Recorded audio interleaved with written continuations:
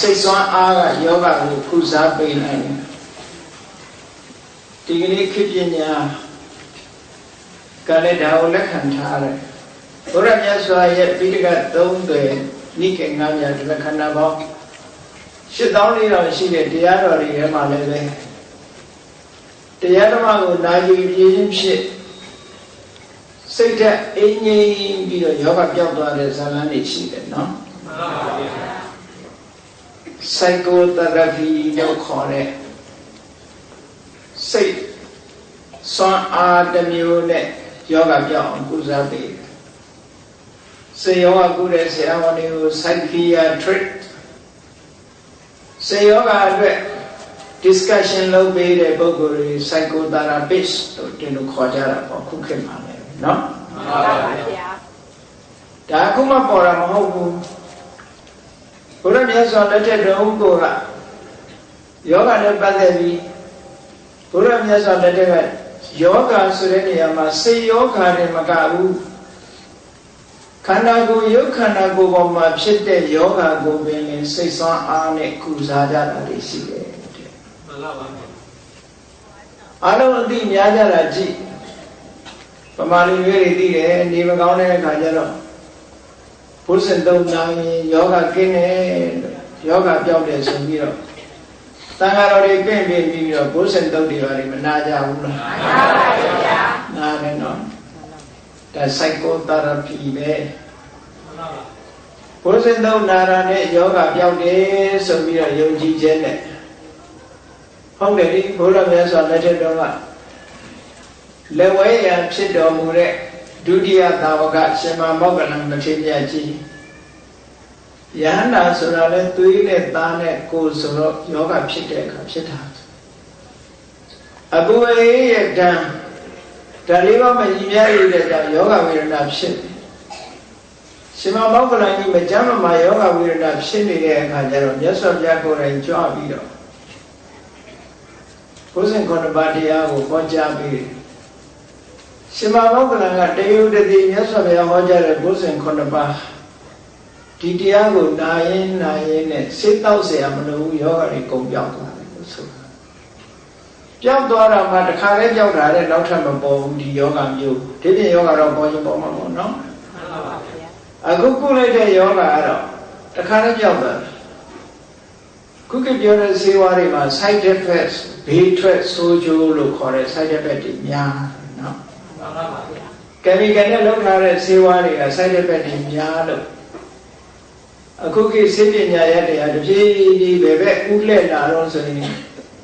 ကဘာဥကစေပညာပဲဥလက်လာတဲ့ herbal medicine ဆိုပြီးတော့နော်လွယ်မြက်တစ်ပင်ဆေးပဲဝင်နယ်မြက်တစ်ပင်တွေပဲကိုလှည့်ပြီးတော့အဲ့ဒီကနေယောဂပြောင်းတဲ့နည်းတွေကုစားရှာဝေသူတည်သနာလုပ်လို့ဒီနည်းတွေခုပြန်လီပြီးတော့နိုးထလာပြီးခေတ္တဖြည်းဖြည်းစားလာ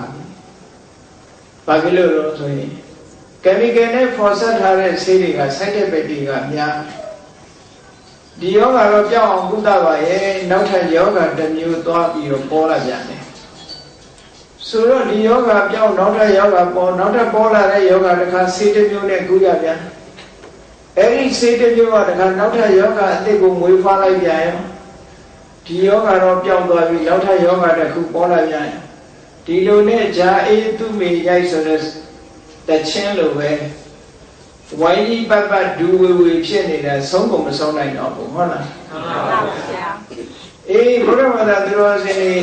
ဘုရားဘာသာဝင်သူတော်စင်တွေအနေနဲ့မြတ်စွာဘုရားရဲ့ psychotherapy ဆိုတာကိုလည်းမေ့ထားဖို့မသင့်နေဘူးပေါ့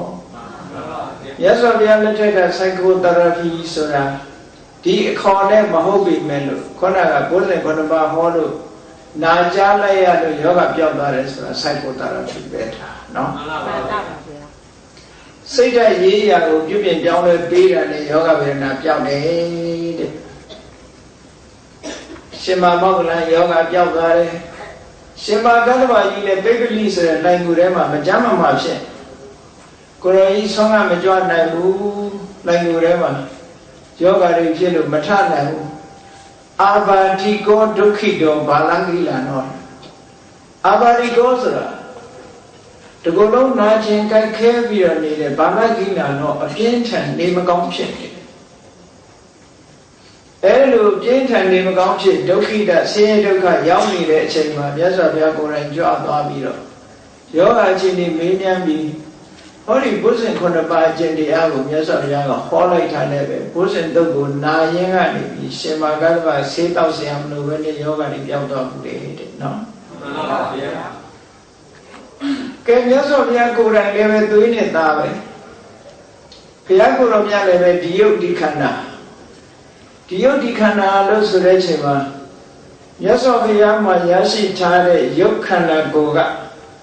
ပါရမီပုံရိပ်အမှတ်တစိတ်တွေနဲ့ဆိုတော့တာမန်ပုဂ္ဂိုလ်တွေခန္ဓာနဲ့တော့မတူဘူးပေါ့နော်မှန်ပါဗျာသို့တော့ခန္ဓာဆိုတာမြည်သည့်ခန္ဓာပဲဖြစ်ဖြစ်ယောဂဝေဒနာနဲ့မကဲနိုင်ပါဘူး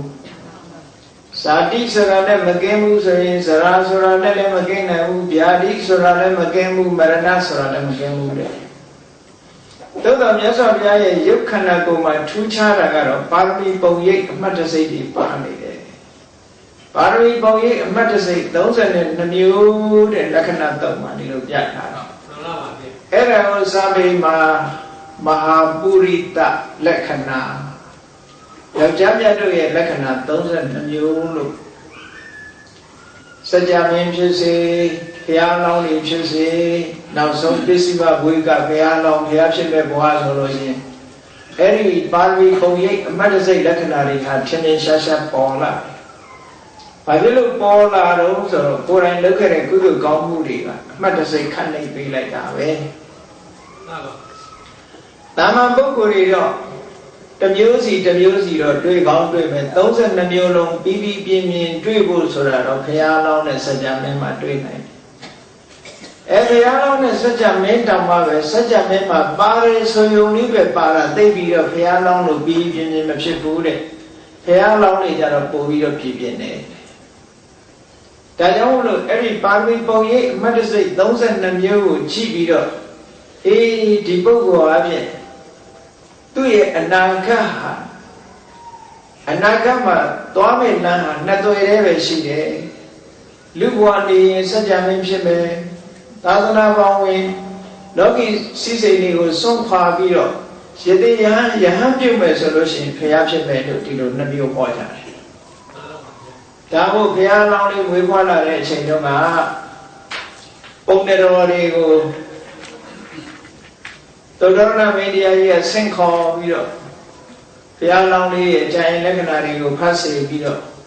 အနာဂတ်ဟောစရံကိုခေါ်ပြောစေတယ်အဲ့ဒါလိုဟောပြောတဲ့အခါမှာပုံနှ၈ယောက်ကပုံနှကြီး9ယောက်ကတော့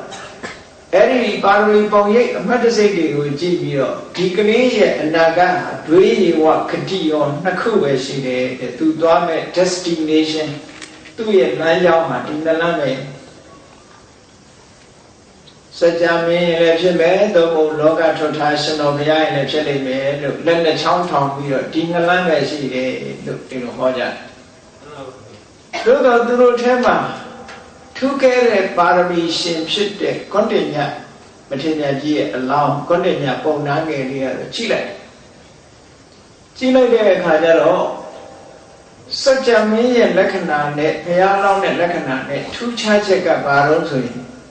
ဘုရားလောင်းရဲ့လက္ခဏာကပိုးပြီးတော့ပြည်ပြင်းတဲ့စัจ जा မင်းရဲ့ပါရမီပုံရိပ်အမှတ်တစိတ်ကတိတ်ပြီးမပြီးပြင်းဘူး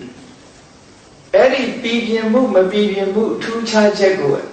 အဲ့ဒီပုံနာလေးကတတိထားမိသည့်အတွက်ကြောင့်လက်ညှိုးတစ်ချောင်းနဲ့ထောင်နဲ့ဆိုမော်လားမှန်ပါဗျာ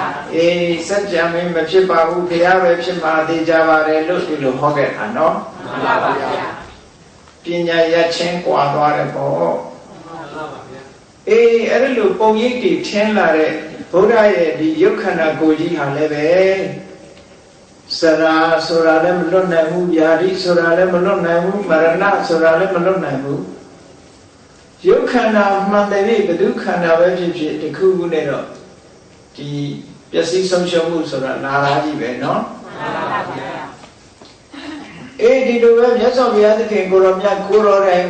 တခါတော့မကြမ်းမမာဖြစ်တယ်မကြမ်းမမာဖြစ်တယ်အဲ့ဒီအချိန်မှာဆရာစီဝကကြီးခေါ်ပြီးဆေးကုတယ်လို့မပါဘူးရ ရှင်သာရိပုတ္တရာရဲ့ညီတော်ဖြစ်တဲ့စုံဒဆိုတဲ့ယဟန်ကိုမြတ်စွာဘုရားကစုံဒ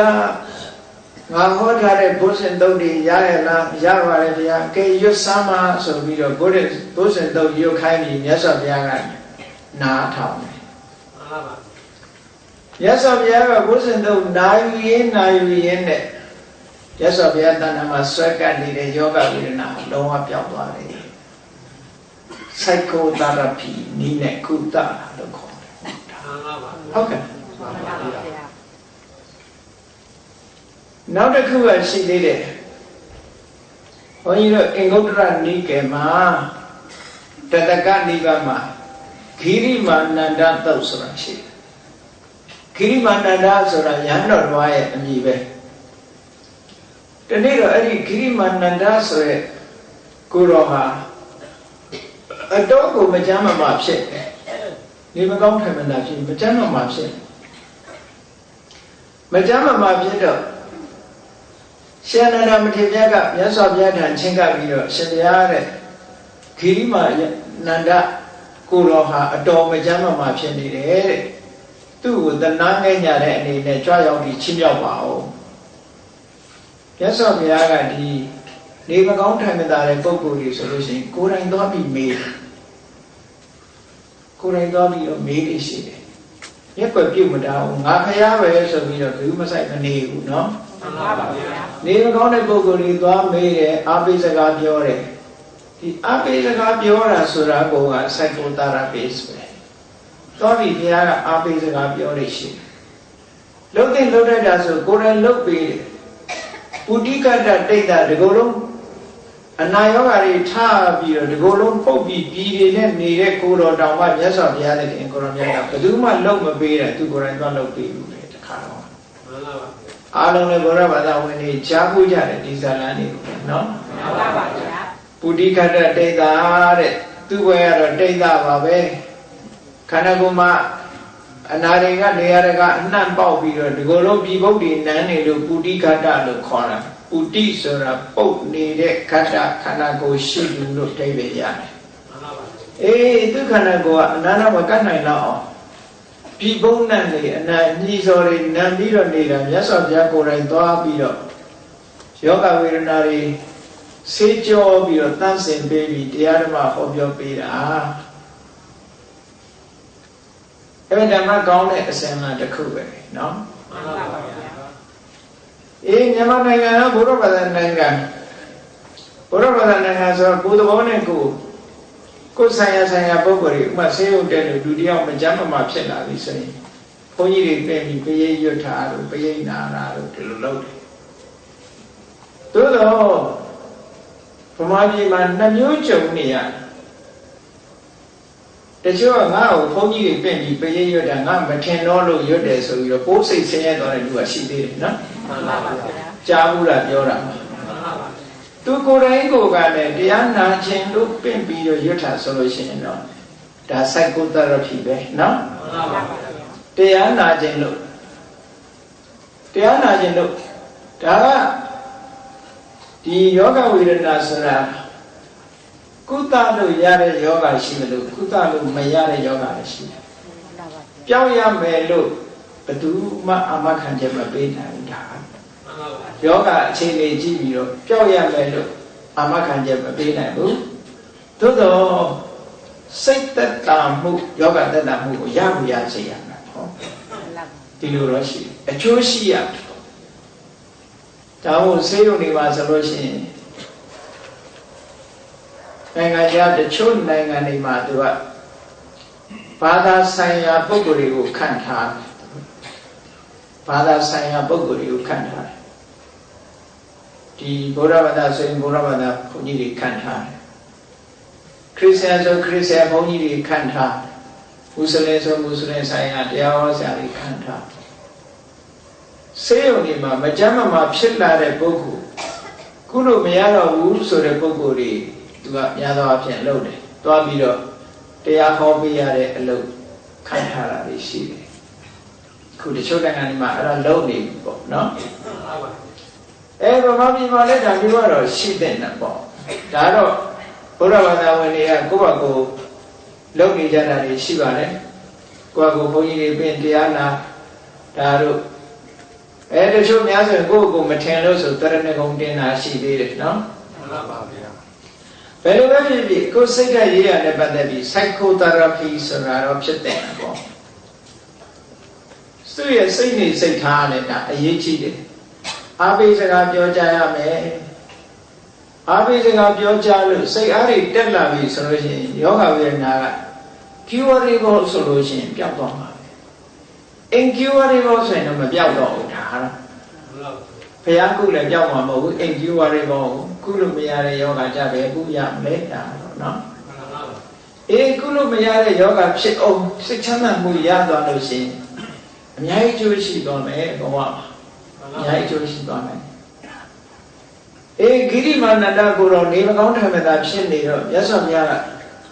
အာနန္ဒာတဲ့အဲ့ဒီချိန်မှာမြတ်စွာဘုရားလိုက်မသွားဘူးလိုက်သွားတာအကြောင်းတော့ရှိစာထဲမှာတော့ဘာကြောင့်လိုက်မသွားတာမပါဘူးအာနန္ဒာတဲ့ဟောဒီတင်ညာ10ပါးတရားကိုဂိရိမာနန္ဒကိုတော့သွားခေါ်လိုက်တဲ့ဘုရားကသင်ပေးလိုက်တဲ့ရှင်အာနန္ဒာကိုတင်ညာ10ပါးတရားကိုတင်ညာ10ပါးဆိုတာအနိစ္စတင်ညာမမြဲဘူးဆိုတဲ့အမှတ်တင်ညာပွားပုံပွားနည်းမြတ်စွာဘုရားသင်ပေးလိုက်တယ်အနတ္တတင်ညာအတ္တမဟုတ်ဘူးခံရတဲ့အရာတစ်ခုမှကိုယ်ပိုင်တဲ့အရာတစ်ခုမှမရှိဘူးဆိုတာနဲ့ပတ်သက်ပြီးမြတ်စွာဘုရားကအနတ္တတင်ညာကိုလည်းဟောပေးလိုက်တယ်အတုပတင်ညာခန္ဓာကိုယ်ကြီးကမတက်မတက်ရွံစဝဲဖြစ်တယ်ဆိုတဲ့အရာကိုလည်းမြတ်စွာဘုရားသင်ပေးလိုက်တယ်အာဒီနဝတင်ညာခန္ဓာကိုယ်မှာယောဂဝေဒနာတွေဆိုတာသဘာဝပဲသဘာဝတရားစဉ်းစားတတ်အောင်လို့အဲ့ဒီအာဒီနဝတင်ညာကိုလည်းသင်ချပေးလိုက်တယ်မဟာနတင်ညာမကောင်းတဲ့အတွေးလူဆိုတာဒီအတွေးကမကောင်းတဲ့အတွေးတွေးတတ်တယ်ဆိုပါစို့ကောင်းတဲ့အာယုန်နဲ့တွေ့လို့ရှိရင်ခံစားခြင်းနဲ့အတွေးတွေတွေ့တယ်မကောင်းတဲ့အာယုန်နဲ့တွေ့ရင်မုန်းတိတဲ့အတွေးတွေတွေ့တယ်ဟုတ်ကဲ့အဲ့ဒီအတွေးတွေကိုမကောင်းတဲ့အတွေးအပြစ်ရှိတဲ့အတွေးတွေကိုလက်မခံဖို့ဆိုပြီးတော့မြတ်စွာဘုရားအပြစ်ရှိတဲ့အတွေးနဲ့အပြစ်မရှိတဲ့အတွေးခွဲခြားပြီးတော့အဲ့ဒီမှာပဟာနပညာဆိုတာကိုလည်းဟောပြီးနောက်တစ်ခုဝိရာဂပညာဘဝကြီးတစ်ခုပေါ်မှာတတ်မဲ့ဖို့ကင်းဖို့နိရောဓပညာဘဝကြီးပေါ်မှာဒုက္ခတွေချုပ်ဆုံးဖို့ဆိုတာလေအဲ့ဒီအမှတ်တင်ညာတွေကိုလည်းမြတ်စွာဘုရားကသင်ကြားပြီးတော့ပေးလိုက်တယ်။နောက်သဗ္ဗလောကေအနတ်ဘိရတတင်ညာလောကကြီးတစ်ခုလုံးဟာပျော်စရာဆိုတာမရှိပါဘူးတကယ်စဉ်းစားကြည့်ရင်ပျော်စရာမရှိဘူးဆိုတဲ့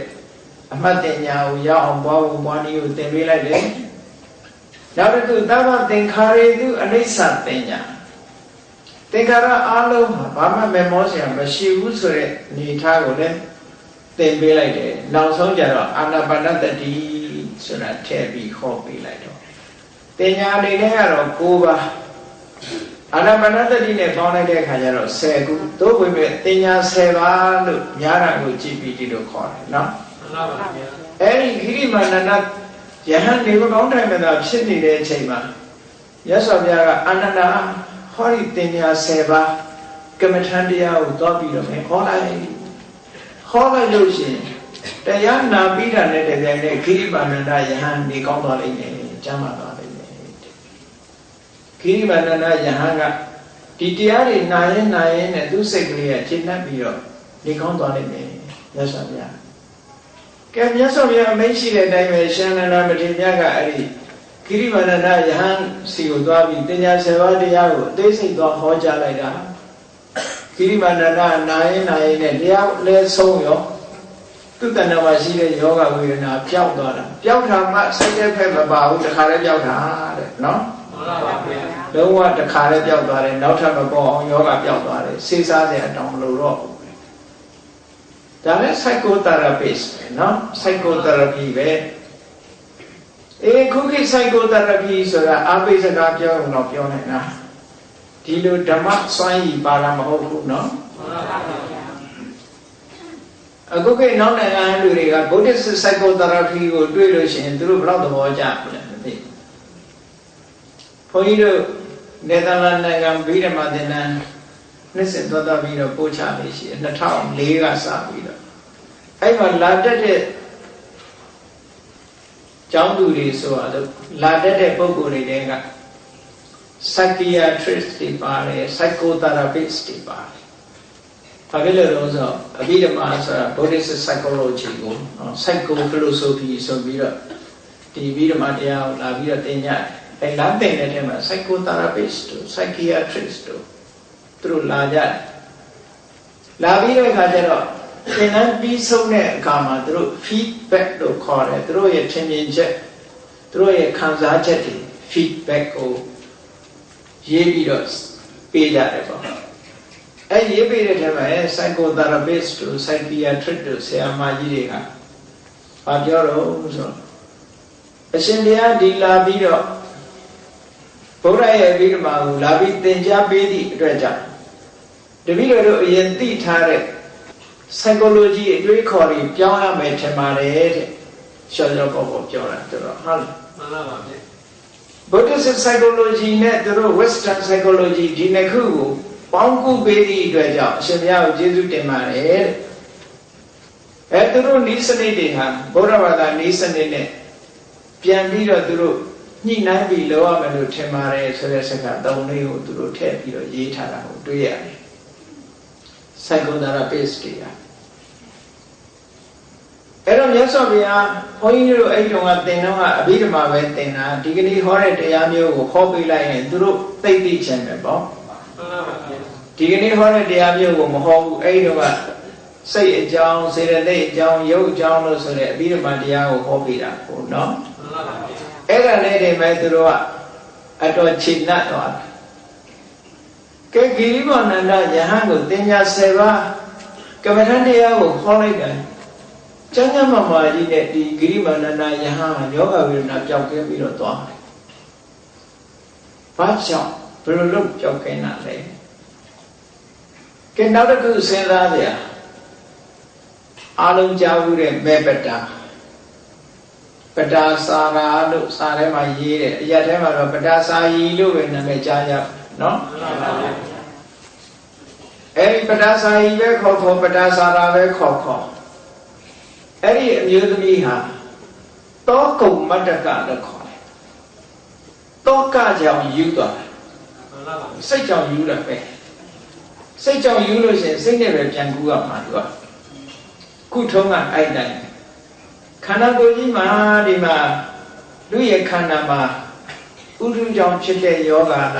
အာဟာရကြောင့်ဖြစ်တဲ့ယောဂလားစိတ်ကြောင့်ဖြစ်တဲ့ယောဂလားကံကြောင့်ဖြစ်တဲ့ယောဂလား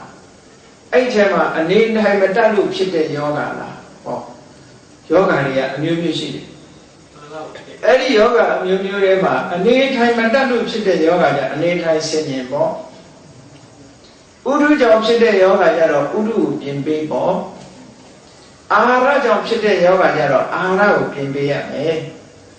ဒါသူကုထုံးတဲ့လူပဲဒါကသိဖို့ပဲလို့တယ်နော်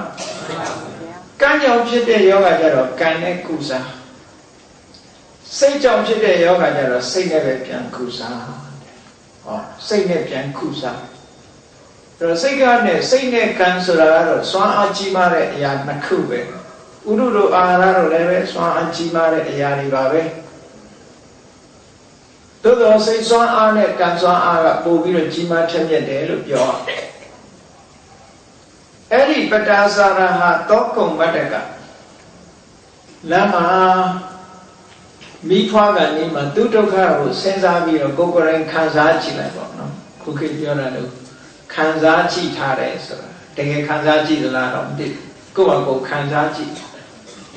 ပတ္တာစာရီနေရာကိုကိုယ်ကဇတ်ဆောင်လုပ်ပြီးတော့ခံစားကြည့်တရုပ်ဆောင်ကြည့်ပေါ့တော်တယ်မှာ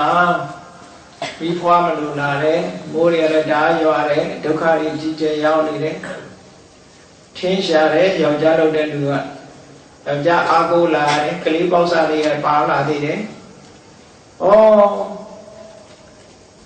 မိုးရီထဲမှာသွားပြီးတော့ထင်းရှာထင်းချိုးနဲ့လမ်းမှာမွေကြိုက်လို့တခါတည်းရောအဲ့နာတယ်မယ်ကတူတယောက်တည်းကြံတော့မိုးတွေကလည်းရွာလို့ကလေးလေးကို အဲ့ဒါမိုးကိုယ်သာမိုးရွှဲပါစေကလေးလေးမိုးမရွှဲပါစေနဲ့ဆိုပြီးတော့ကလေးလေးပေါ်မှာဟုတ်လားလေးဘက်ထောက်ပြီးတော့တညာလုံးကလေးလေးကိုအမိုးမုတ်ပြီးတော့ပေးထားကဲသူဒုက္ခစဉ်းစားကြည့်တောကဒုက္ခကြီးကျယ်ရောက်အဲ့ဒါနဲ့ကလေးပေါက်စကလေးရောတောင်းနိုင်တဲ့အရွယ်လမ်းသားကလေးတယောက်ရောကလေးလေးချီကိုကလေးလေးလက်ဆွဲပြီးတော့လာတော့ညကရွာထားတဲ့မိုးရဲ့အရှိန်နဲ့အစိရဝတိမြေကြီးကရေတွေကတတနဲ့စီးနေအဲ့ဒီတတနဲ့စီးနေတဲ့ကြားထဲမှာဟိုကလေးလေးတစ်ဖက်ကိုသွားပြီးတော့ပို့ဖို့ကလေးလေးဝိပိကာကြကလေးလေးကိုဟိုဘက်ကန်းသွားပို့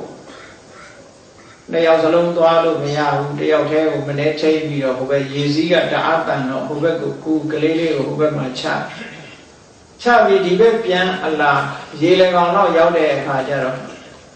အဲ့ဒီကလေးလေးကနီတာရဲလေးဆိုတော့အပေါ်ဆွန်ကတားတဲ့မှတ်ပြီးတော့ဆင်းလာပြီးအဲ့ဒီတုတ်ချီသွားအဲ့ဒီမှာဟေးဟေးနဲ့6ရင်းကနေဒီဘက်ကလေးကသူ့ခေါ်တယ်ထင်ပြီးရေထဲဆင်းလိုက်ပြောပါသွားကဲသူ့ဘာကြံတော့မမ်းချံတော့3ယောက်ရှိတာကုန်ပြီလေမှန်ပါဗျာကိုယ်တိုင်ခံစားပြီးတော့ကြည့်လိုက်မယ်ဆိုရင်3ယောက်ရှိတာကုန်သွားပြီလမ်းမှာယောက်ျားဆုံးသွားတယ်အခုရေထဲမှာကိုယ်မျက်စိအောင်မှာကလေး2ယောက်ဟောလားကလေး1ယောက်ကရေထဲမျောသွားတယ်ကလေး1ယောက်ဆွန်ချီသွားတယ်ပြီးအဲ့ဒီလိုဒုက္ခဖြစ်သွားတဲ့အခါမှာအာကိုလေးကျန်နေသေးတယ်ဒါကြောင့်မို့လို့ तू စိတ်အားတင်းထားတယ်ဘာလို့ဆိုရင်အိမ်မှာအမေအဖေမောင်လေး1ယောက်ကျန်သေးတယ်အာကိုနဲ့တော့တောင်းတိပြည်ပြန်ခဲ့တယ်သူကတထေးသမီးတောင်းတိပြည်ရောက်တဲ့တောင်းတိပြည်နာရောက်တဲ့အခါကျတော့လမ်းမလူတယောက်တွေ့မြို့ပြင်မှာပဲရှိသေးတယ်စုံစမ်းတယ်ပေါ့သူကလည်းအိမ်ကထွက်လာတာကြားပြီလေစုံစမ်းကြည့်တယ်ဘယ်ရက်ွက်ဘယ်လမ်းမှာနေတဲ့တထေးကြီးတို့တထေးကတော်တို့မောင်လေးတို့နေကောင်းကြလားလို့မေးတဲ့အခါကျတော့ခီးသွားတဲ့ပုဂ္ဂိုလ်တွေကဘာဖြစ်လို့မေးတာလဲမမေးခြင်းနဲ့ညာကလေကြီးမိုးကြီးကြပြီးတိုက်ပြိုကြလို့အဲ့ဒီတထေးကြီးရောတထေးရောရောတထေးရဲ့သားရောတည်တယ်ဟောနောက်မှလှမ်းကြည့်မျိုးတလူလူနဲ့အဲ့ဒါသူတို့ကိုတကြိုးနေတာကဲကြည့်တော့သူ့ဘဝမှာဘာမှမရှိတော့ကုန်ပြီအာကိုဆိုလို့တခုမှမရှိတော့ကဲပဒါစာရီမမယူရင်ဘယ်သူယူစရာရှိအောင်လို့နော်မှန်ပါဗျာအဲ့ဒါတောကုံမတ္တကတောကကြောင့်ယူထွက်သွားအကုန်လုံးယူသွားတဲ့အခါကျတော့အဝတ်တောင်ဝဲမှမသိတော့ဘူးဘာတွေလုပ်တော့ဆိုရင်အဖေမတွေ့ဘူးလားအမေမတွေ့ဘူးလားနဲ့လိုက်ပြီးတော့မေးနေသူဘာလုပ်နေလဲဆိုတာသူ့ကိုယ်သူကိုမသိတော့ဝိတင်ကြီးလို့ခေါ်တယ်အမှတ်တင်ညာတွေလုံးဝပျောက်သွားတယ်အယူမဘဝရောက်သွားရတယ်အဲ့ဒီအယူမဟာလည်းမြတ်စွာဘုရားနဲ့တွေ့လို့ဟောဒီဘုရားက psychotherapy နဲ့လုပ်ပေးလိုက်တာအယူပျောက်သွားတယ်နော်မှန်ပါပါဗျာအယူပျောက်တယ်ဘယ်လိုလုပ်တုံးဆိုရင်မြတ်စွာဘုရားစီမှာအခုလိုတရားပွဲမှာဝင်ချလာတယ်သူဘာလို့သူမသိတော့ဘူးရှာမှန်းလည်းမသိဝင်လာပြီးတော့ဘုရားစီမှာလာပြီးဟိုလူမေးဒီလူမေးအမေမတွေ့ဘူးလားအဖေမတွေ့ဘူးလားနဲ့မေးတယ်အဲ့လိုမေးတဲ့အခါကျတော့ဘေးနာလူတွေကအဝတ်ကလေးတစ်ခုပြစ်ပေးတယ်ပေါ့သူကတော့ဒီလိုမေးညိုင်းကနေဘုရားနာရောက်တော့မြတ်စွာဘုရားကအမတန်မှကြီးမားတဲ့ကရုဏာဓာတ်ကိုသူစီစိတ်လွတ်ပြီးတဲ့အခါကျတော့တတိထားပါလို့ပြောလိုက်တဲ့အချိန်လေးမှာတတိပြန်ဝင်သွားတယ်အဲ့ဒီချိန်ကျမှဘေးကပြစ်ပေးလိုက်တဲ့အဝတ်ကလေးကိုပတ်ပြီးတော့ဘုရားရှိခိုးထိုင်ပြီးငိုတိုင်းအဲ့ဒီချက်မှငိုနိုင်တယ်နော်အရင်တော့မျက်ရည်တောင်မထွက်ဘူးရီလိုရီမောလိုမောနဲ့အဲ့ဒီလိုမျက်ရည်ကိုမထွက်နိုင်အောင်သူကလောကဖြစ်သွားတယ်မှန်ပါပါအဲ့တော့လောကမှာငိုနိုင်သေးတယ်ဆိုရင်လည်းတော်သေးတယ်လို့အောင်မယ်ဟုတ်တယ်လေမှန်ပါပါတချို့ဆိုပြောကြတယ်မို့လားငိုချလိုက်တိုက်တော့ညတယ်နော်ငိုနိုင်သေးရင်တော်သေးတယ်ငိုဖို့မငိုနိုင်တော့ဘူးရီပြီးဆိုရင်မလွယ်တော့ဘူးအဲ့ဒီလိုပဒါစာရီဒီလောက်ဒုက္ခတွေရောက်ပြီးတော့ဘယ်လိုနည်းနဲ့အယူယောဂပျောက်ပြီးတော့တကယ်ကိုဒိဋ္ဌံဣတရေယဝိနည်းဆောင်ထဲမှာတော့နံပါတ်1ဣတရေယလူရတဲ့ဘိက္ခုနီမကြီးဖြစ်ပြီးတော့သွားတာလေ တာမန်ကြည့်မယ်ဆိုရင်မြတ်စွာဘုရားရဲ့ psychotherapy ဆိုတာတိတ်ပြီးတော့စွမ်းချက်တယ်လို့ပြောရမှာပဲเนาะမှန်ပါဗျာဒါရင်းနဲ့ပတ်သက်ပြီးဘုန်းကြီးတို့တနေ့ကမ်ဘောဒီးယားလူမျိုးဩစတြေးလျနိုင်ငံမှာနေတဲ့ကမ်ဘောဒီးယားလူမျိုးပါမောက္ခတယောက်သူနာမည်ကဒေါက်တာသက်သွန်နဲ့ပမာစကားနဲ့ဆိုဒေါက်တာသက်ထွန်းလို့အောင်းမိတာသူရေးထားဒေါက်တာသက်သွန်ဆိုတဲ့ကမ်ဘောဒီးယားပါမောက္ခတယောက်ဘုန်းကြီးတို့ပြည်ပြည်ဆိုင်ရာတိရဝါဒဘုရားသာသနာပြုတဲ့ကသူရောက်လာပြီးချိန်တောင်းတယ်တွေ့ကျင်တယ်ဆရာတော်တွေနဲ့တွေ့ပြီးတော့သူမသိတာတွေမေးချင်တယ်ပေါ့ဘုန်းကြီးတို့အချိန်ချင်းပေးလိုက်တဲ့အခါရောက်လာတဲ့အခါသူဘာတွေမေးလို့ဆိုလို့ရှိရင်အခုပြောတဲ့ Buddhist psychology နေတဲ့ပတ္တစာရီအယူပြောင်းသွားတာဘာကြောင့်ပြောင်းတာလဲသူစဉ်းစားလို့မရနောက်ရှင်မကတ္တဗတို့ရှင်မမောက္ခလန်တို့မြတ်စွာဘုရားတို့ဘုဇင်9ပါးနာရာနဲ့ယောဂပြောက်တာဒါဖြစ်လို့ပြောက်တာဘယ်လိုနည်းနဲ့ဆက်သွယ်ပြီးတော့ပြောက်တာလဲခိရိမာနန္ဒယဟန်တင်ညာ7ပါးတရားနာလိုက်တာနဲ့ယောဂပြောက်သွားတယ်လို့ဆိုတယ်ဘာဖြစ်လို့ပြောက်တာလဲသူမေးတဲ့မေးခွန်းအဲ့တော့ဘုန်းကြီးတို့ကဘာဖြေပေးလိုက်တော့ဆိုလို့ရှိရင်ဒီယောဂဖြစ်နေတယ်ဆိုတဲ့နေရာမှာလို့တချို့ကစိတ်ကြောင့်ဖြစ်တာလည်းရှိတယ်ပေါ့ဥဒုကြောင့်ဖြစ်တာလည်းရှိတယ်အာဟာရကြောင့်လည်းဖြစ်တာရှိတယ်အဲ့ဒီမှာမြတ်စွာဘုရားတို့ရှင်မမောက္ခလန်တို့ရှင်မကတ္တဗတို့ဆိုတာတကယ်ယဟန္တာကြီးတွေစိတ်ကြောင့်ဖြစ်တဲ့ယောဂတော့ဖြစ်နိုင်ဘူးသူတို့ဟုတ်တယ်ဟုတ်လားသူတို့စိတ်ကယောဂဖြစ်เสียအကြောင်းမရှိဘူးသို့တော့ဥဒုတို့ဘာလို့ကြောင့်တော့ဖြစ်နိုင်ဥဒုကြောင့်ဖြစ်တဲ့ရုပ်တွေကိုအကြောင်းပြုပြီးတော့အကျမ်းမှာဖြစ်လာအဲ့ဒါကိုဥဒုကြောင့်ဥဒုတဲ့ပို့ပြီးတော့ပါဝါရှိတာကစိတ်တို့ကံတို့ကပို့ပြီးပါဝါရှိတယ် mental power ဆိုပို့ကြီးတယ်เนาะဥဒုကြောင့်ယောဂဖြစ်ပြီးတော့ခန္ဓာကိုယ်ထဲမှာယောဂဖြစ်နေတယ်ယောဂဖြစ်နေတော့ဥရုကြောင့်ဖြစ်တဲ့ဆိုတာဥရုကိုပြင်လို့ရှိရင်ရနိုင်တယ်ဆိုဥရုကမွေးဖွားပြီးတဲ့ယောဂကြတော့ဥရုနဲ့ပြင်လို့မရသေးဘူးဟုတ်ကဲ့နောက်ထပ်မဖြစ်အောင်သာဥရုကိုပြင်လို့ရတာဥရုကြောင့်ဖြစ်လာတဲ့ယောဂကြတော့သူယောဂဖြစ်ပြီးနေပြီအဲ့ဒါကြတော့ဗာနဲ့ကုစားတော့စိတ်နဲ့ကုစားတာရသော်ဗျာဘုဇင်9ပါးတရားကိုဟောလိုက်လို့ရှင်မောက္ခလန်တို့ရှင်မဟာကတ္တဗတို့ကဘုဇင်9ပါးနာရင်နဲ့ရသော်ဗျာကတတိတံဘုဇင်ကိုခေါ်ကတ္တဗခေါ်မောက္ခလန်နဲ့ဒီလိုဟောလိုက်တဲ့အချိန်လေးမှာတကယ်ကိုဘုဇင်ကိုတတိယပြီးသူတို့ထဲမှာတတိဆွမ်းအားတွေတက်တာတခါတမာရိတံဘုဇင်ကိုဝိရိယတံဘုဇင်ကိုပိဋိတံဘုဇင်ကိုပတ္တိတံဘုဇင်ကိုဥပေက္ခတံဘုဇင်ကိုဒါတွေဟောလိုက်တာနဲ့မြတ်စွာဘုရားဟောလိုက်တဲ့တရားကိုနာရင်နဲ့သူတို့စိတ်ထဲမှာခါတယ်ပိဋိတံဘုဇင်ကိုဆိုပိဋိတွေဖြစ်သွားတယ်မှန်ပါပါဗျာနော်ပတ္တိတံဘုဇင်ကိုဆိုတကိုယ်လုံးငြိမ်းချမ်းသွားအဲ့လိုစိတ်ဓာတ်ရဲ့စွမ်းအားတွေကနာရင်နဲ့အပြည့်အဝရလိုက်တဲ့အခါကျခုနဥဒုကြောင့်ဖြစ်တဲ့ယောဂတွေပျောက်ထွက်သွားဘယ်လိုပျောက်တုံးလို့ဆိုတော့စိတ်ဖြစ်တိုင်းစိတ်ဒီရုပ်တစ်ခုကိုမွေးဖွားပေးတယ်တဲ့စိတ်တစားရုပ်လို့ခေါ်တယ်မှန်ပါပါဟုတ်လားမေတ္တာဘောနောမိုင်းစိတ်ကနေပြီးတော့ကြည်လင်အေးမြတဲ့စိတ်ကမွေးထုတ်လိုက်တဲ့ရုပ်ကလေးဟာကြည်လင်အေးမြလာပြီးမကောင်းတဲ့ဟာတွေနဲ့အစားထိုးသွားတယ်ခုနကဥရိကြောင့်ဖြစ်တဲ့မကောင်းတဲ့ရုပ်တွေကိုတွန်းထုတ်လိုက်တဲ့အခါကျတော့ကြည်လင်အေးမြတဲ့စိတ်ကနေမွေးဖွားပေးလိုက်တဲ့ရုပ်ကလေးတွေဟာတကယ်ကိုကြည်လင်အေးမြပြီးမကောင်းတဲ့ရုပ်တွေနဲ့အစားထိုးလဲလိုက်တဲ့အခါကျကျမ်းမာသွားတာပေါ့မကျမ်းမာတဲ့ယုတ်တွေကိုကျမ်းမာတဲ့ယုတ်တွေနဲ့စားထိုးသွားတာမကျမ်းမာတဲ့ယုတ်ဒီထပ်တလဲလာလို့မရဘူး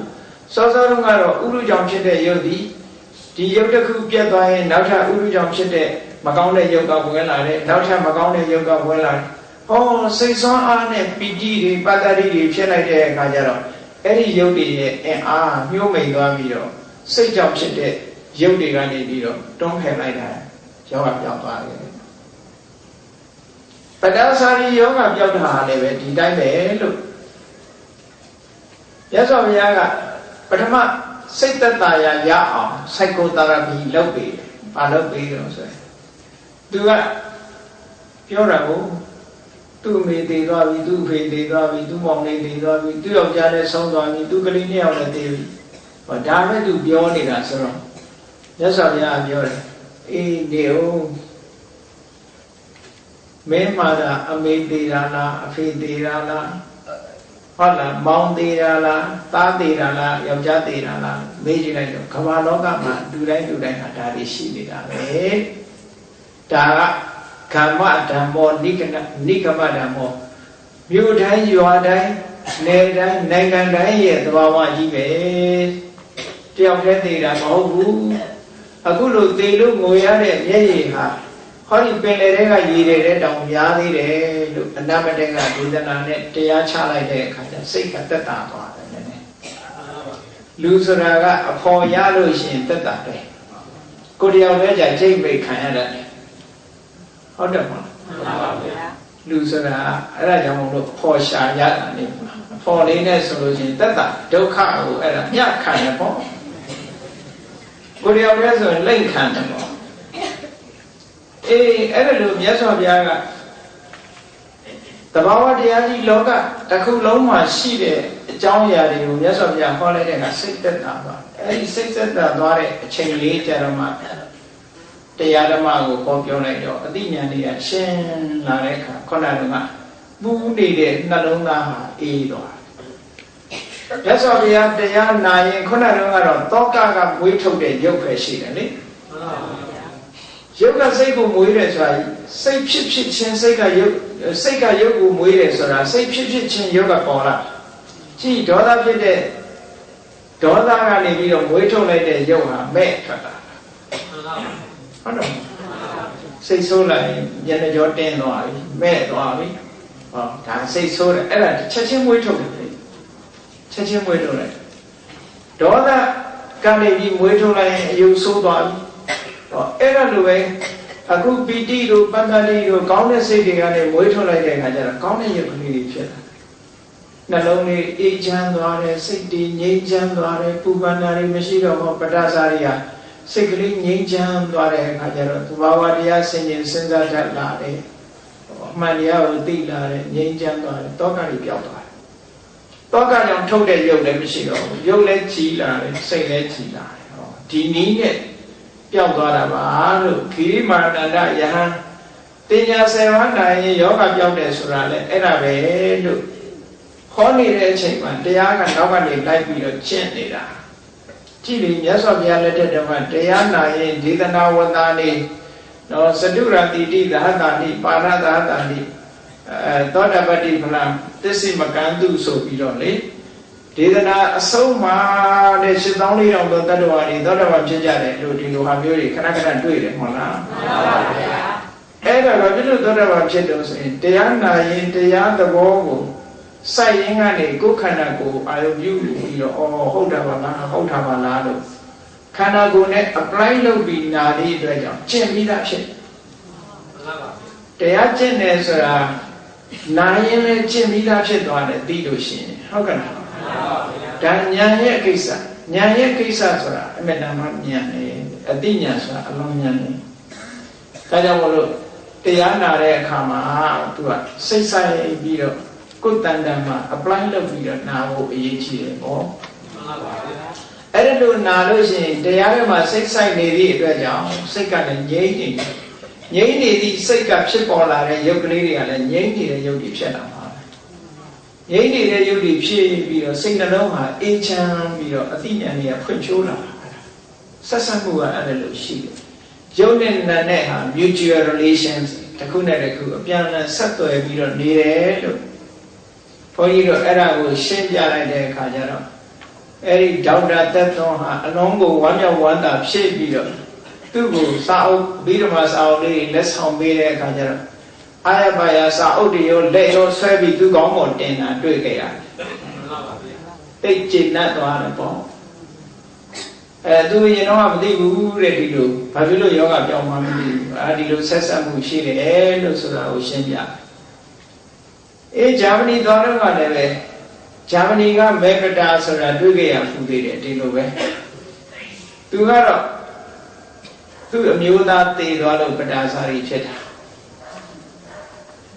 သူ့အမျိုးသားဓာတ်ပုံလေးရဲ့ပန်းချင်းလေးရဲ့ဘုန်းကြီးတို့အဲ့ဒီ Frankfurt မှာ Frankfurt နာက Frankfurt မြို့ထဲမှာဖတ်ပွေးဆိုတဲ့ဗီယက်နမ်ဘုန်းကြီးကျောင်းအဲ့ဒီတော့လာပြီးတော့တွေ့ကျင်တယ်ခွင့်တောင်းတော့အချိန်တတ်မှတ်ပြီးတော့ပြီးတော့ညနေကျတော့ပန်းချင်းလေးနဲ့ဓာတ်ပုံလေးနဲ့ရောက်လာပြီးတော့မျက်ရည်နဲ့တော့အဲ့ဒါကဂျာမနီကမေဗတာမျက်ရည်လေးနဲ့လာတယ်မျက်ရည်လေးနဲ့လာပြီးတော့ဓာတ်ပုံလေးပြဒါတော့အဲ့ဒါ3လလောက်ကတယောက်ကျဆုံးသွားတယ်တဲ့သူ့ပေါ်မှာအမှန်ကောင်းတယ်ပေါ့ဒီလိုယောက်ျားမျိုးသူတွေ့ဖို့ဆုံးဖို့ဆိုတာလွန်ခဲရနေပေါ့သိကောင်းတယ်ပါညာနဲ့ပြောပြီးတော့အဲ့ဒီမှာသူအားတဲ့ဘယ်လိုမှနေလို့ထိုင်လို့မရဘူးတဲ့သူ့ကိုယ်သူတတ်သေးဖို့အချိန်ချင်းကြိုးစားမိတယ်စိတ်ကူးမိတယ်ပေါ့တတ်သေးခြင်းတယ်ဆိုတော့လေဘုန်းကြီးလည်းမြတ်စွာဘုရားစီကနီးယူပြီးတော့နေပါဦးမင်းတို့ Frankfurt မှာလူကြီးဘယ်လောက်ရှိလဲအဲ့ဒီလူကြီးရှိတဲ့ထဲမှာဂျာမနီမှာလူကြီးဘယ်လောက်ရှိလဲတနေ့လူတွေဘယ်နှယောက်သေးသလဲအဲ့တော့ကမ္ဘာလောကကြီးမှာလူကြီးဘယ်လောက်ရှိသလဲတနေ့ဘယ်လောက်သေးသလဲလို့သူမေးရင်ရတယ်ဒါမင်းယောက်ျားတယောက်တည်းသေးတာမှမဟုတ်တာလူတွေအများကြီးသေးနေကြတာပဲလို့သူစိတ်သက်သာရအောင်ပြောပြီမဲ့လို့သူကဘာထပ်တော့လာတော့လို့ဆိုတဲ့အခါဒီယောက်ျားမျိုးကမလွယ်ဘူးအေးမလွယ်တာတော့ဟုတ်ပြီမင်းတရားနေပြီးတော့ငိုးနေသည့်အတွက်ကြောင့်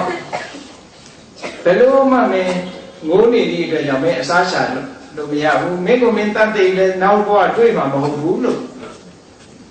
တို့ဗုဒ္ဓဘာသာမှာလို့တွေ့နိုင်တဲ့နိလန်းတွေရှိတယ်လို့ဆိုတော့သူကသဘောကျတာအဲ့ကြတော့နည်းနည်းမျက်နှာလေးဆွဲလာတွေ့နိုင်တဲ့နိလန်းရှိရင်တကယ်လားရှိတယ်လို့တို့စီမှာမင်းကုသိုလ်ကောင်းမှုလုပ်ပြီးသူ့ကိုမျှဝေပြီးတော့မင်းဆုတောင်းဘဝစတိုင်တွေ့ပြရစီတို့စီမှာဆုတောင်းရတာငှက်ဖြစ်ရင်တောင်းတခိုင်းတယ်ဆိုတာတော့ဆုတောင်းအဲ့ဒီဆုတောင်းလေးပြောပြလိုက်တော့သူသိတဲ့ဘောကြသွားတယ်သဘောကျပြီးတော့အဲ့ဒီမှာ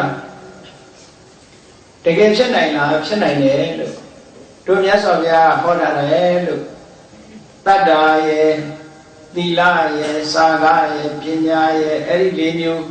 ညီတူလို့ရှိရင်ဖြစ်နေရဘဝမှာတူဖြစ်နိုင်တယ်မင်းဆူတောင်းရင်လည်းမင်းဖြစ်မှာမင်းအဲ့ဒါကပြန်တွေးเสียနီးလိုက်ရှိတယ်တခြားတွေသွားမလုံးနဲ့မင်းတတ်တယ်မင်းတွေ့မှာမဟုတ်တော့ဘူးလို့ဆိုတော့သူကျင့်တတ်သွားပြီညကြတော့အဘိဓမ္မာသင်တန်းတောင်လာပြီးတော့တက်တယ်တရားလည်းလာနာတယ်မမတာအဲ့မှာမျက်ရည်တွေပါလေတုပ်ပြီးသွားတယ်တော့အဲ့ဒါလည်းပဲ psychotherapy ပဲလေမှန်ပါပါဗျာဒါဗုဒ္ဓမြတ်စွာရဲ့တရားဓမ္မဗုဒ္ဓရဲ့ဤအတိုင်းပဲလောကမှာဒီလိုတောခဖြစ်နေတဲ့ပုဂ္ဂိုလ်တွေများများစွာရှိတာပဲမှန်ပါပါအေးဒါကြောင့်မလို့အခုဒီကနေ့ဘာဟောကျင်တာတုံးလို့ဆိုလို့ရှိရင်အချိန်လာကုန်ကန်နေပြီဘုံဘမဟောရသေးဘူးဟောမဲ့တရားအချိန်ကကုန်တော့မှရှိတော့ဟောမလို့ဇီဝဲလာတာကဒီယောဂပြောက်အောင်ခုစားနော်ယောဂခုစားစိတ်ဆွမ်းအောင်နကုလပိတဒကာကြီးနဲ့နကုလပိတနကုလမာတာဒကမာကြီးတို့အကြောင်းသိပူကြအားလုံးနကုလရဲ့အမေနဲ့နကုလရဲ့အဖေသူတို့ကဘယ်မှာနေတော့ဆိုလို့ရှိရင်ဘက်ခတ်တိုင်းတုမာရခိရမြို့ဆိုအဲ့ဒီမှာနေကြတယ်မြတ်စွာဘုရားကအဲ့ဒီမြို့ရောက်လာပြီးတော့ဘေတကလာလို့ခေါ်တဲ့ဘေးမဲ့ပေးထားတဲ့တောအုပ်ကြီးထဲမှာသတင်းသုံးနေတယ်အဲ့ဒီအချိန်မှာနကုလပိတာလို့ဆိုတဲ့တက္ကကြီးကမကြမ်းမမှာဖြစ်တယ်သူတို့တိတ်တော့မကြီးကြသေးဘူးအရွယ်ကတိတ်အိုတဲ့အရွယ်မဟုတ်သေးဘူးဒီမကောင်းထိုင်မလားဖြစ်တော့ဟောနကုလမာတာအိရှင်မာကသူက psychotherapy ကိုသုံးပြီးမှတ်သားစေဒီတုတ်တာနော်မှန်ပါပါဗျာနကုလပိတုတုတ်လို့ခေါ်တယ်အင်္ဂုတ္တမှာပါစက္ကနိဗ္ဗာန်အင်္ဂုတ္တ အဲ့ဒီတက္ကမကြီးကသူတက္ကကြီးနေမကောင်းနေတဲ့အခါကျတော့ဘာပြောလို့ဆိုအနာနာမှာထိုင်ပြီးတော့ရှင်တဲ့ကျမတို့ကိုငဲ့ကွက်ပြီးတော့မသေးပါနဲ့တွေ့တာပြီးတော့မသေးပါနဲ့လို့ပြောတာဟုတ်လားတွေ့တာပြီးသေးတာမကောင်းဘူးတဲ့အတွေ့တာနဲ့သေးတာမကောင်းဘူးရသော်ဘုရားကိုယ်တိုင်ကလည်းပဲမချီးမွမ်းဘူးတဲ့ကဲ့ရဲ့ရှုံချတယ်ဆိုလိုတာကတော့သူတို့စိတ်ချပါလို့ပြောတာစိတ်မချမရှိနဲ့လို့ပြောတာနော်သူကပြောတာတော့နေကောင်းအောင်ပြောတဲ့ပုံမရှိဘူးသူကနော်နေကောင်းပြောတဲ့ပုံမရှိဘူးရှင်သေးလွတ်လွတ်ချွတ်ချွတ်သေးဆိုတဲ့အိဗယ်လိုဖြစ်နေတယ်သူပြောလို့ပါလားသူ့ဘောမှာဘာမှဟိုတွေ့တာငဲ့ကွက်ပြီးတော့မပူနဲ့လို့ပြောတာသူကနော်နောက်ရေးကိစ္စရှင်းစိတ်ထဲမှာဘာမှမပူနဲ့ကိုတရားလေးကိုနှလုံးသွင်းပြီးအေးချမ်းချမ်းနေလို့ပြောချင်တာပါဩရှင်ကအောင်းမေးလိမ့်မယ်တဲ့ကျမဒီကလေးတွေကိုငါမရှိရင်တော့သူနကုလမတ္တရကမကြီးကလေးတွေကိုကျွေးနိုင်မှာမဟုတ်ဘူးလို့အိမ်တော်ရေးကိစ္စတွေထိမ့်သိမ့်နိုင်မှာမဟုတ်ဘူးလို့ရှင်အောင်းမေးမိလိမ့်မယ်တဲ့အဲ့လိုမအောင်းမေးနေတဲ့ကျမချီကောင်းကောင်းဝင်းတတ်တယ်တဲ့နော်ချီကောင်းကောင်းရက်တတ်တယ်အိမ်တွင်ရက်ကန်းလုပ်ငန်းကိုသူကျွမ်းကျင်တယ်အဲ့ဒါနဲ့ကလေးတွေထင်းွားတယ်လို့ဒီလိုပြောတာနော်မပူပါနဲ့နောက်တစ်ခုရှင်ကစဉ်းစားလိုက်ပဲတဲ့ငါတည်သွားလို့ရှိရင်နကုလမာတာဟာနောက်အိမ်တော်များပြုတ်သွားမလားလို့သူစဉ်းစားတယ်တော့ဒါလည်းမပူပါနဲ့တဲ့ရှင်နဲ့ကျမနဲ့အတိဆုံးပဲတဲ့ကျမတို့ဟာ16နှစ်ရှိပြီတဲ့ကျမစရိယသိက္ခာပုဂ္ဂိုလ်စောင့်တည်လာတာအစာထဲမှာဒီတိုင်းပါပါတယ်နော်နောက်တစ်ခုကျတော့ရှင်ကတွေးပြီးကောင်းတွေးမိလိမ့်မယ်တဲ့ငါမရှိတဲ့နောက်ဆိုလို့ရှိရင်နကုလမာတာဒကမာကြီးဟာကြောင်းသွားပြီးတော့ဘုရားဖူးတရားနာလုံးဝမဟုတ်ပါဘူးလို့ရှင်စဉ်းစားပြီးကောင်းစဉ်းစားလိုက်မယ်တဲ့ရှင်မရှိရင်ကျမပိုးတော်သွားအောင်မယ်ဟောဒါဟုတ်မပူနဲ့တဲ့သူကမပူနဲ့ပြောတာပဲကောင်းနော်မပူနဲ့အော်နောက်တစ်ခုကဒီသုံးခုပြောပြီးတဲ့အခါကျနောက်တစ်ခုကရှင်ကထင်ကောင်းထင်လိုက်မယ်တဲ့ကျမဟာဒီရှင်မရှိတဲ့နောက်ကြလို့ရှိရင်ကိုကျင့်တရားတွေနဲ့ပြည့်ဝမှာမဟုတ်ဘူးသီလကိုစောင့်တည်မှာမဟုတ်ဘူးသူ့ကိုစောင့်မြင်မှာမဟုတ်ဘူးလို့အောင်းမိတ်ကောင်းအောင်းမိတ်မိလိုက်မယ်တဲ့ဟောဘူးတဲ့ကျမဒီမြတ်စွာဘုရားရဲ့တပည့်မတွေဥပတိကမတွေထဲမှာသီလအရှိဆုံးပုဂ္ဂိုလ်တွေထဲမှာကျမစည်ရင်ဝင်ပါလေမယုံရင်ဘုရားသွားမေးကြည့်တယ်ဟောဒီနေရာကျဒါလေးပါသေးတယ်သူကနော်နောက်တစ်ခုကရှင်ကအောင်းမိတ်ကောင်းအောင်းမိတ်ပြီးလိုက်မယ်တဲ့ငါသိသွားလို့ရှိရင်နကုလမာတာတက္ကဝါကြီးဟာသမထကျင့်စဉ်နဲ့တမာတိစွမ်းအားတွေရတော့မှာမဟုတ်ဘူးလို့အောင်းမိတ်ကောင်းအောင်းမိတ်လိုက်မယ်ကျမကတမာတိစွမ်းအားထက်ထက်မြက်မြက်ရထားပြီးလူဖြစ်ပါတယ်တဲ့မယုံရင်ဘုရားသွားမေးကြည့်ပါတဲ့ဟောနောက်ဆုံးတစ်ခုပြောတာတော့ရှင်ကအောင်းမိတ်မိကောင်းအောင်းမိတ်လိုက်မယ်ငါသိသွားတဲ့အခါကျလို့ရှိရင်နကုလမာတာတက္ကမကြီးဟာသာသနာမှာထောက်တီရာတို့သက်တာရာတို့သူရအောင်မှမဟုတ်သေးဘူးလို့ထင်ကောင်းထင်လိုက်တယ်သူပြောလိုက်တာတော့ကျမသောတာပန်မှာအားတဲ့အဲ့ဒီချိန်တော့နော်သာသနာမှာရဲရဲဝံ့ဝံ့နဲ့ထောက်တီရာရာပြီးသားပုဂ္ဂိုလ်ဖြစ်ပါတယ်တဲ့ဒီအတွက်လည်းမပူပါနဲ့ရှင်စိတ်ချမ်းချမ်းသာသာလေးနေပါကျမတို့အတွက်ဘာမှမပူနဲ့အားလုံးဟာစိတ်ချရစိတ်မယ်လို့ဒီလိုပြောလိုက်တဲ့အခါကျတော့ဒကာကြီးနေကောင်းသွားတယ်အဲ့ဒီတော့တည်းမှာဒကာကြီးနေကောင်းသွားတယ်တဲ့ကျမကြီးကောင်းသွားတယ်နော်လန်းလန်းဆန်းဆန်းဖြစ်ပြီးယောဂဝိရဏတွေပျောက်ပြီးတော့တကယ်လဲကျမသွားတယ်အဲနကုလမာတာနကုလပိတုတုတ်တံမှာဒီတိုင်းပဲပါတယ်ဒါလည်းပဲ psychotherapist ဒီတော့ကဘုန်းကြီးဟောလို့ရင်ကဒီတော့ကလေးဟောမလို့ပါအဲ့တော့တရားချက်ခင်သူတော်စင်ပြိဿတို့သည်နကုလမာတာဒကမာကြီးဒီမိမိရဲ့အိမ်သားအပေါ်မှာအာဘိစကားပြောကြပြီးတော့ယောဂဝေဒနာပျောက်အောင်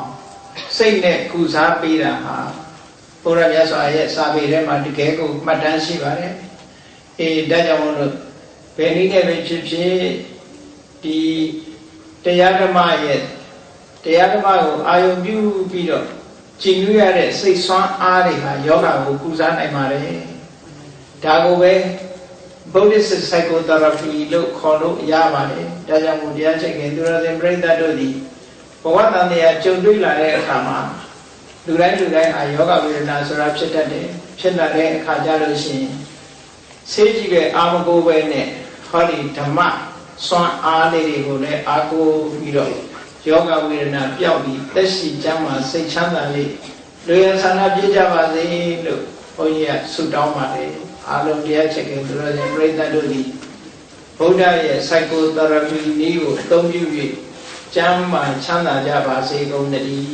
သာဓုသာဓုသာ